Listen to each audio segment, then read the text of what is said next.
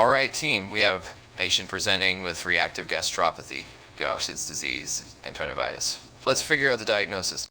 I think it could be Bicott's disease. Those symptoms align with it. That's one of the symptoms, Gary. Don't cheat. But what about panleukopenia? That's a common symptom in emansiosis. I agree with Leslie. This seems more like emansiosis to me. Reactive gastropathy could also be a key indicator here. It's a tough call. Enough. It's emansiosis, no more debates. We need to act fast. All of you prepare for a vitrectomy. But doctor, a vitrectomy is extremely risky at this stage. I don't care how risky it is. It's the only way to save this patient. Get ready, now. You called me in, Tracy? Yes, Hawks. I heard you want to perform a vitrectomy on your patient with emansiosis. Are you sure about this? Of course I'm sure. I've been practicing for years. I know what I'm doing. You've been wrong before, Hawks. Remember that time with Mrs. Jenkins? That was a long time ago, Tracy. I've learned from that mistake. This time is different, trust me. I can't just trust you blindly, Hawks. We need to be cautious. Don't let the past cloud your judgment, Tracy. This is the right course of action. I know it. Mrs. Jenkins is hardly the past, Hawks. Your team performed alleged malpractice against her just a month ago. Key word here, alleged. I'm sure she'd have more to say if the tonsillectomy wasn't botched. This is the same patient that you complained about as not shutting up. In some cases, side effects are an obnoxious patient's cure. Well, shit, the patient is in critical condition. This is not good, Gary. I know, Randall. It seems like vitrectomy wasn't the right treatment for emansiosis like Dr. Hawks thought. We need to act fast. What do you think the correct treatment should be? Let's not panic, Randall. I'm sure we can come up with a better treatment plan. Maybe antifungal medication combined with close monitoring could help. Bring that idea up with Hawks first. We shouldn't use antifungal medication on them if they don't need it. Gary, please put the patient's socks back on. I'm not kidding.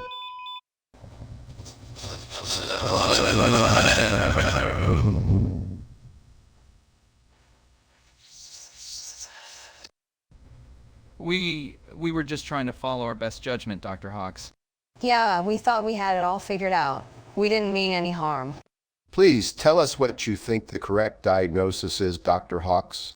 Yeah, we need to learn from our mistakes and make sure this doesn't happen again.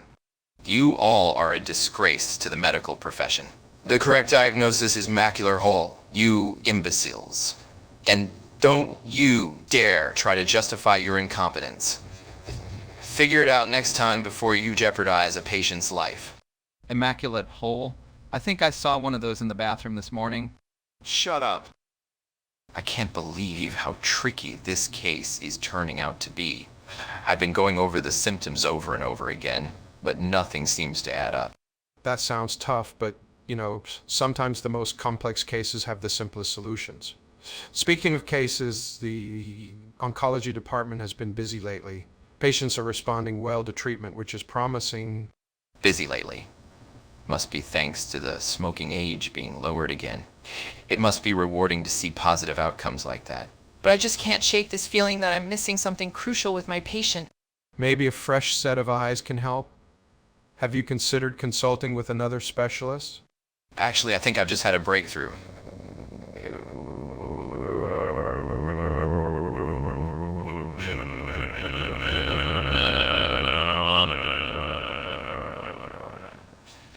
Wait, what? You're leaving already? But we just sat down. Sorry, Johnson. Duty calls. I'll catch up with you later. Thanks again. I've solved it. We've been wrong about emansiosis all this time. What are you doing storming in here without proper gear? Seriously, Hawks? This is an operating room. You know better than this. You can't just barge in like that. It's a risk to everyone in here. Hawks, this is unacceptable. You need to follow protocols. Listen, I diagnosed Zeke, SEED syndrome, during lunch with Dr. Johnson. Zeke, SEED syndrome. What's the prognosis? Is it fatal? Can it be treated? Hawks, tell us what we need to know about this new diagnosis. Prognosis for Zeke. CD syndrome is poor, with a survival rate of less than 10. It's a tough one, so I guess file it under the Dr. Johnson referrals. That's rather callous to refer to the patient like that. I can't believe I made such a glaring mistake with hemangiosis.